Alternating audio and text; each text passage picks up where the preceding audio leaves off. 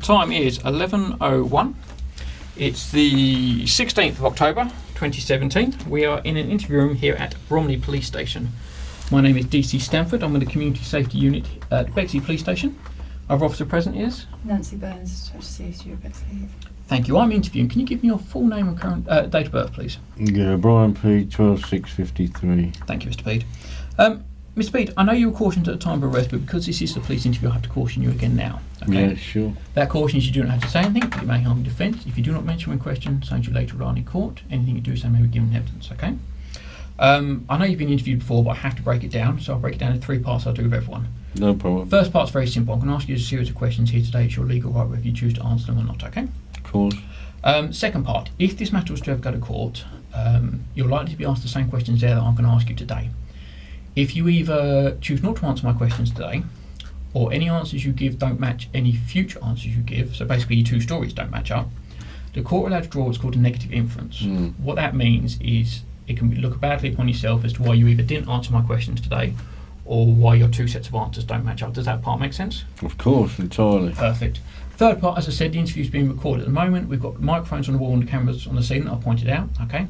Again, if this matter was to ever go to court, it can either be played like a DVD, so basically someone can sit and watch us, or it can be transcribed, someone can write down our conversation, it can be read out in statement format. Does that all make sense? Of course. Perfect, thank you, sir. Throughout your time in custody, you have the right to free and independent legal advice. Obviously, you don't have a solicitor here present at the moment. Are you happy to continue without one? I'm not happy, but I shall continue without one. Okay, you understand that at any point during this interview you can stop and we will get your solicitor free of charge? Yeah, I understand that. Thank you very much. Okay, no problems at all. Quick welfare check. Are you feeling fit and healthy today? Very tired because I was transported down at 3 in the morning, so between 3 and 6. Didn't sleep? I didn't sleep at all, and so I'm still very tired, but not to worry. Have you got any medical illnesses that will affect No, your none ability at to all. interview today? None whatsoever. Perfect, thank you, Mr. Pead. Right, Mr. Pead, before I ask you any questions about why we're here today, allow me to explain it to make sure it's clear, okay? You've been arrested for a breach of restraining order. The allegation is that on the 29th of September this year, which is a Friday, on a website that's listed down as www.lambethchildabuse.org, you posted an open letter to your Member of Parliament. In that, you named several people that a restraining order issued by the Inner London Crown Court on the 14th of August 2015 prevented you from doing so, okay? Now, before I ask you about the matter, because I'm sure you've got a version of events to tell us, is it clear what we're going to discuss today? Yes, I think you made it clear, thank you. Perfect, thank you, Mr. Pead. Mr. Pead, the easiest way is, what's your version of events? Would you give me what you think's happened here? Well, I don't really wish to make any other statement other than I wish to report officially on the record corruption in this case entirely. So I'm afraid that that is my version of events, you see. Okay. So it's not basically what you're going to want to hear, but I'm afraid that is the truth. So that is it, in effect. It's quite simple. Okay. There is corruption that has gone on in this case. I've been able to prove that corruption. Mm-hmm. I have informed several people, including the Home Secretary, including my Member of Parliament, including, I believe, the Director of Public Prosecutions, about corruption that occurred on that date in August 2015 that you read out. I forget the exact date. 14th of August. 14th, thank you. So 14th of August 2015, there was corruption in that case.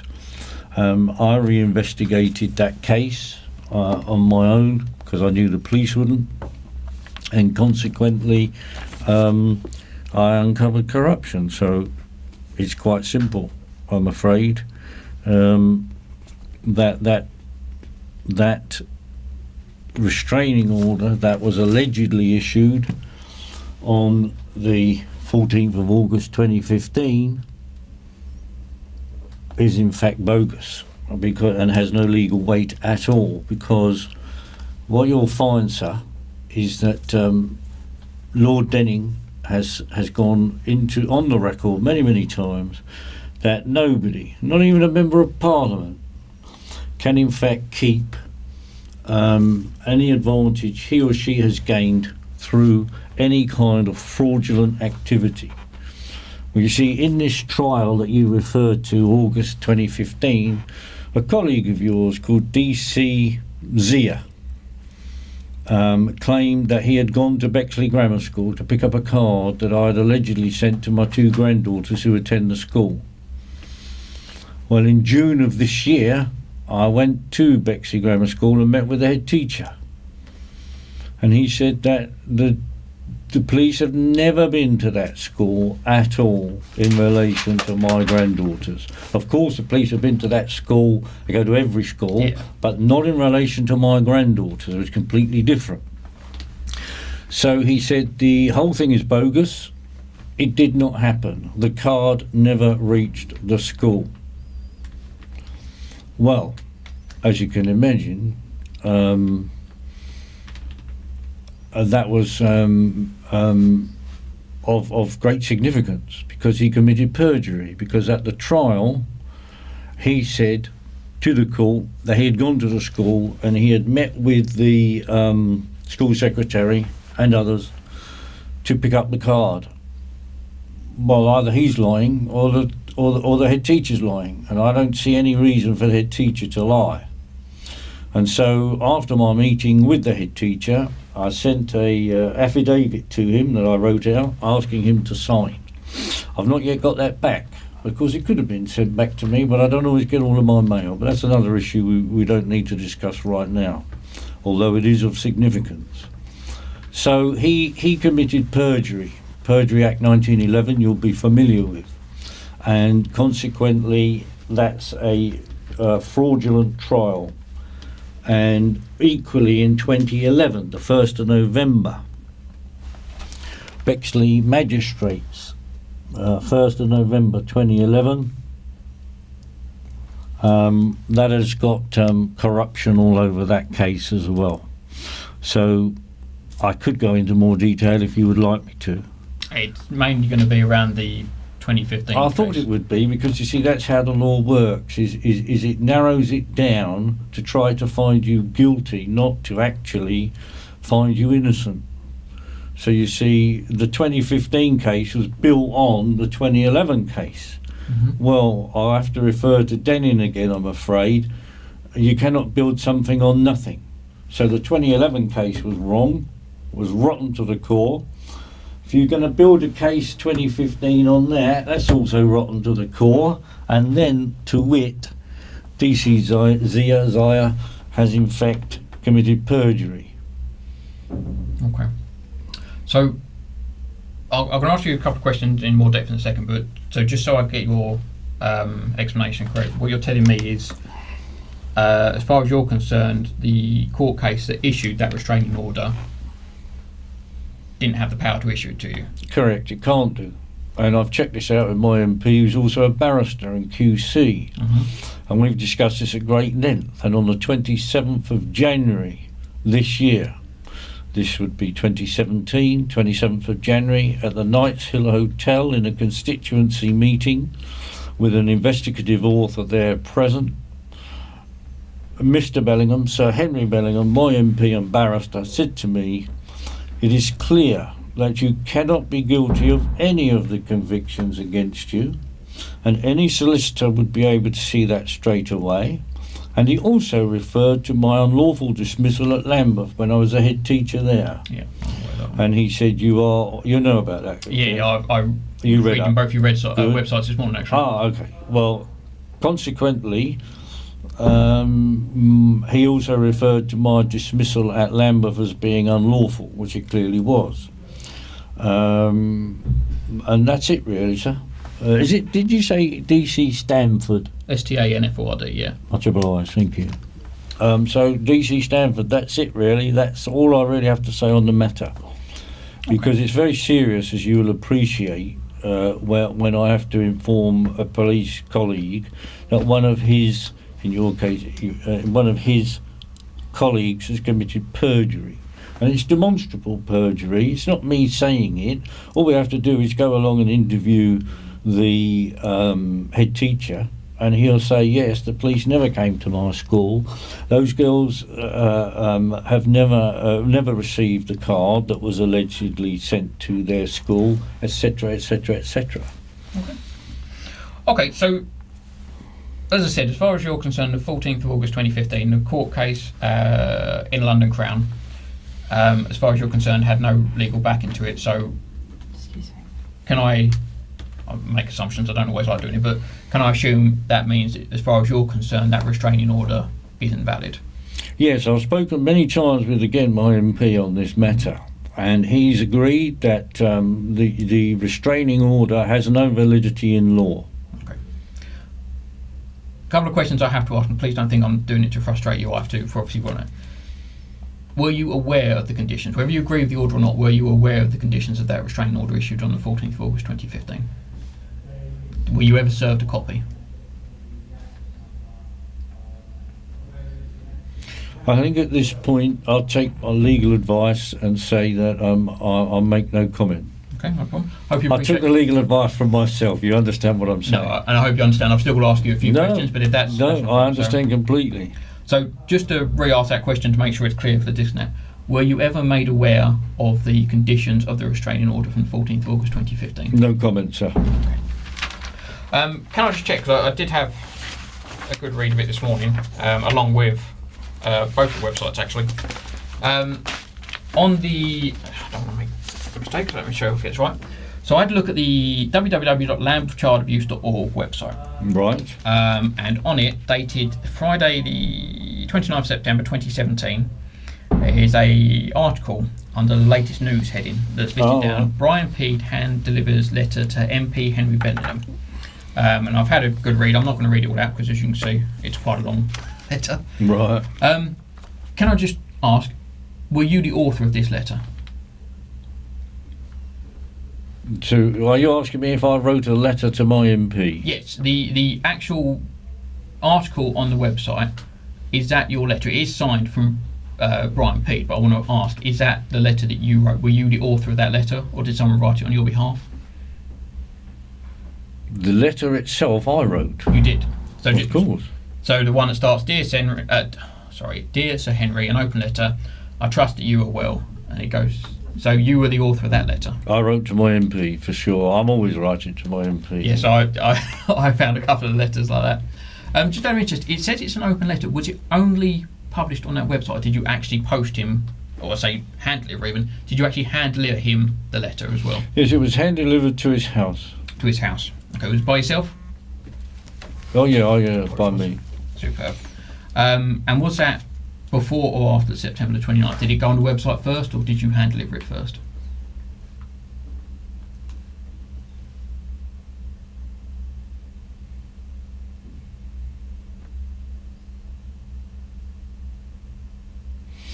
I do believe it must have been given to him first, because I wouldn't then have been able to say it was hand delivered. Perfect. Okay.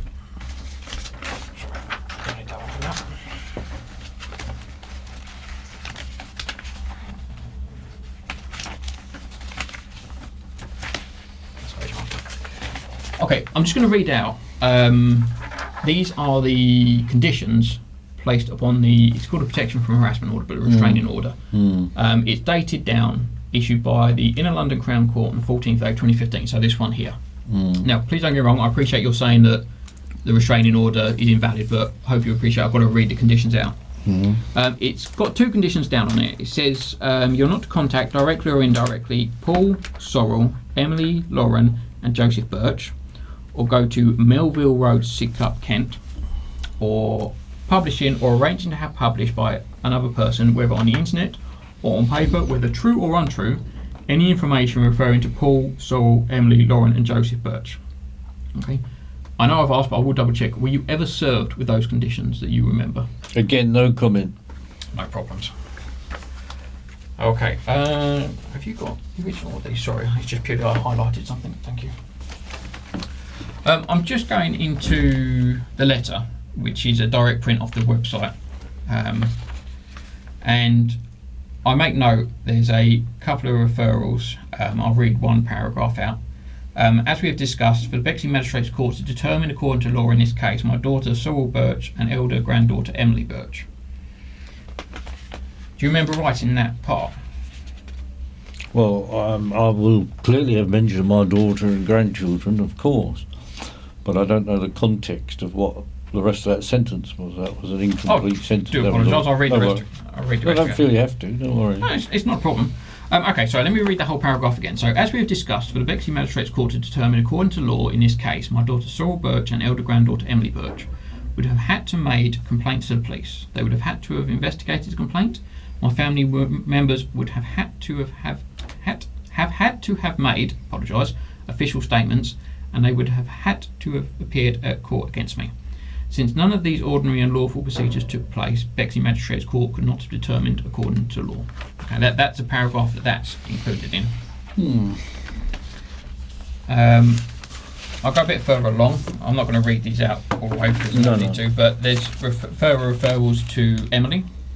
Obviously, there's a paragraph here that's quite heavily covered by Emily because it discusses the letter at the school and DC's and things like that. Okay. And obviously it's referral to Sorrel as well as mother. Okay. Now, so much paper up to my hands. Obviously, in my view, and this is solely my view, based on the evidence I have in front of me, it appears to me that you have breached the conditions of the restraining order because you published on the internet documentation that refers to people that, according to the Inner London Crown Court restraining order, you were not allowed to. Would you agree or disagree with me on that? Well, I would disagree for two reasons. Yeah, go. One reason is I never said I published anything on the internet. I said I authored a letter which I delivered to my MP.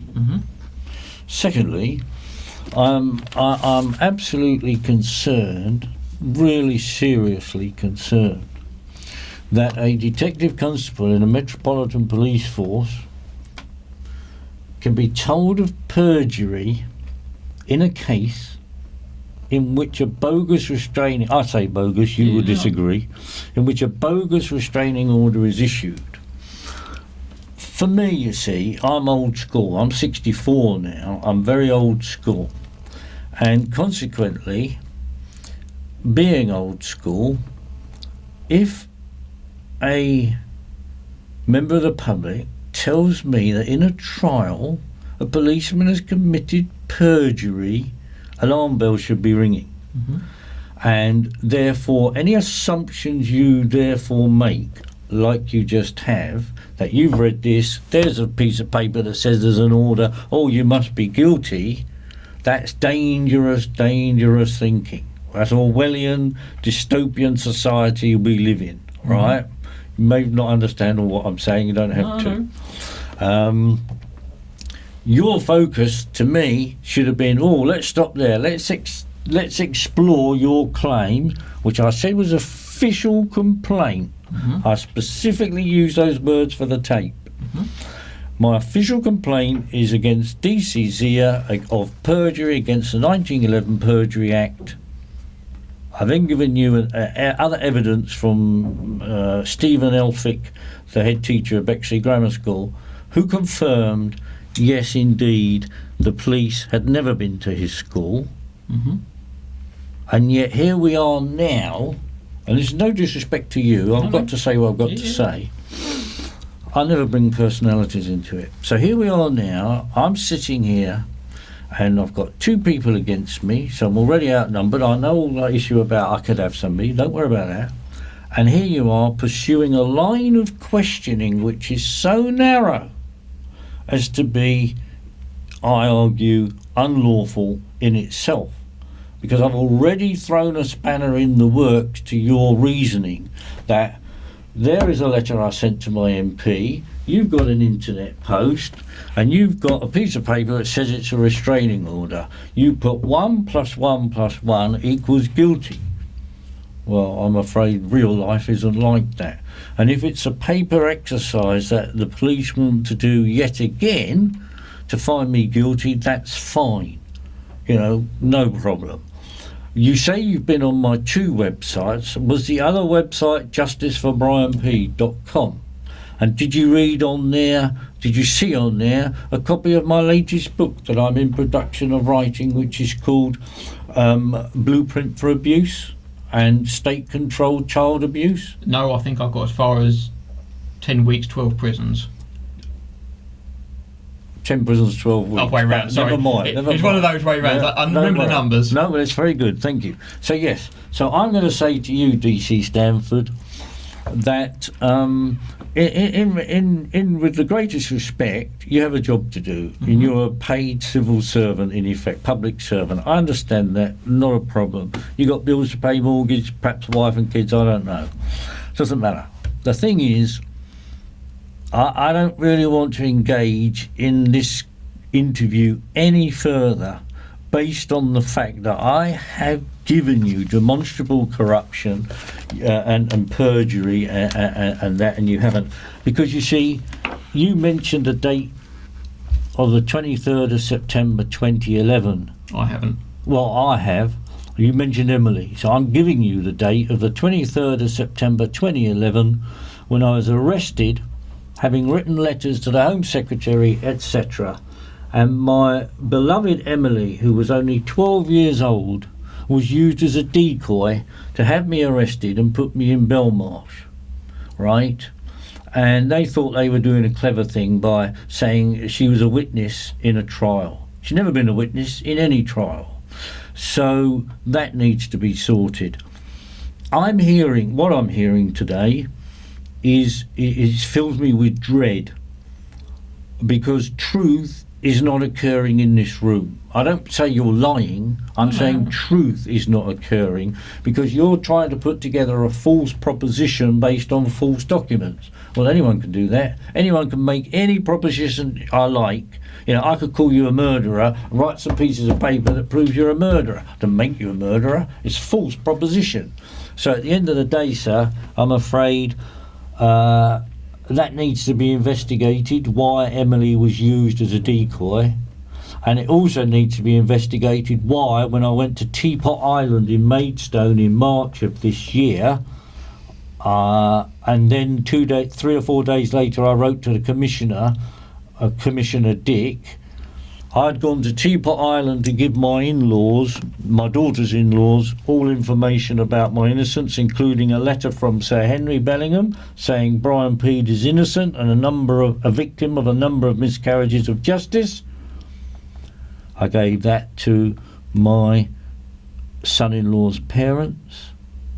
3 days later, I wrote to Commissioner Dick.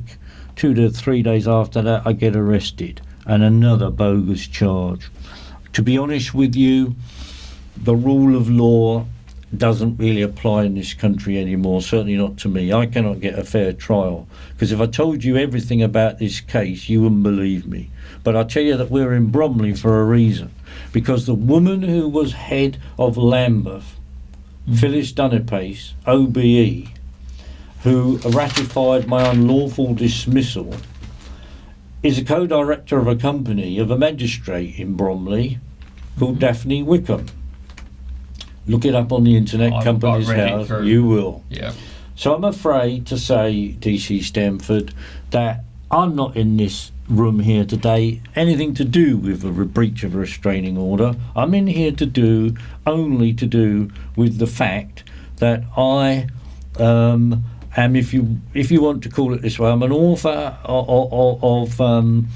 of books related to child abuse. For my own personal reasons, I was abused as a child in a children's home. I got away with it lightly compared with my brother, who was 8 or 9 and was buggered regularly by police officers, by priests and everything else, right? So that's my motivation, right? So I will expose everything I can to my dying breath about organised abuse. And if you've been on my website, you'll see another book there, not written by me, written by a journalist in Ireland called Bruce Arnold, and he wrote about all the schools and homes in Ireland. He called it the Irish Gulag. Gulag is a word for prison, right? Yes. And so consequently, Mr. Stanford, I'm afraid to say I've trod on some very powerful toes, which is why I'm here. You are just being used as a pawn, and your colleague next to you is also being used as a pawn. You may not see that, I don't expect you will, but there's a much, much bigger backstory to this than you realise. And I've now got that on the tape, and that'll do me. Okay. There's no need for me to drag this out, I don't need to, but there's just a couple of questions I want to ask you. Obviously, it's whether you choose to answer them is not a problem. So obviously, we've said that you wrote that letter. That one's not up for dispute. You did raise a point, which I'm going to ask you directly about now. Were you the person who posted that article on the website? I'm not prepared to say, no comment. Okay, no problems. Are you one of the admins for that website? Do you have editorial control? Again, no comment. Okay. Does anyone else have editorial control? No comment. Okay. Does anyone else post either under their own name or under your name? No comment. Okay. Are you aware of everything that's placed upon that website? Well, of course not, because you know, how do I know if something's not being put on there right now while I'm in this room with you? So I can't be always aware, can I? It's impossible. No, that's the nature of a website. I noticed there is a comment section. Obviously, that can be accessed by any member of the public. But the actual main content, these letters, is there anyone else that has access to post other than yourself? Yes. Okay. But are you aware of all the main posts? Not the comments, I wouldn't expect you to be aware of that, but the actual posts that go on the website, are you aware of everything that goes up? I'm aware of the ones I write, of course. Okay, so you're aware that this letter went up onto the website on the 29th of September? Well, it's on there, isn't it? You've seen it. It's there on the internet. Okay.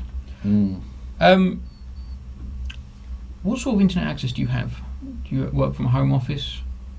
No, I don't have the internet at home. I don't want it at home. Okay. Okay, well, I'm going to be very specific. I know you've answered them, but I'm going to be specific to the point. Whether you agree with it or not, were you aware of the restraining order issued by in London Crown Court on the 14th of August 2015? No, I'm not going to answer that question, Mr. Stanford, based on the fact that it's quite clear where this is going. It's quite clear that you want to incriminate me in a breach of a restraining order so that A, I can be imprisoned, and B, that the authorities, as they like to call themselves, though they have no authority over me, I'm quite capable of managing my own life, I'm sure you can, that the authorities like to pretend that there is a restraining order in place, right? And also what fills me with dread is you actually said that you read out the piece that neither my daughter nor granddaughter Emily had ever given evidence against me on the 1st of November 2011 at the Bexley Magistrates Court. And never made a complaint to the police, never made a witness statement, never turned up in court. Well, again, that should fill you with dread, actually. You should be saying to yourselves, or even saying to me, well, hang on a minute, how can that even possibly happen? Because it's against the rule of law. But I don't hear these things from you guys anymore, you see. When I went to see Detective Chief Inspector Clive Driscoll, he's on the website, he was a former Child Protection Officer for Lambeth, he told me, of course you can't be guilty.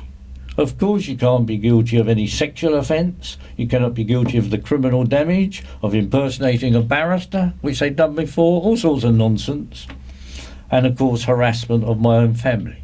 Can't be guilty, he said. So how does a Detective Chief Inspector, how does an MP and a QC tell me you can't possibly be guilty, and then I find that I have two guys in here doing everything they can to try and find me guilty? You see, that only says to me, Mr. Stanford, sorry to, I saw you were going to interject, but that only says to me that the government, call it whoever you like, is still pursuing this course of conduct against me. And when I met DCI Driscoll 2015, 2 years ago, 2.5 years ago, because it was March, he said to me, I can tell you, because I've now left the Met, I can tell you that the Met is persecuting you. His word, not mine. You are flagged up, he says, as a very dangerous man. Not because of anything you've done, because of what you write about.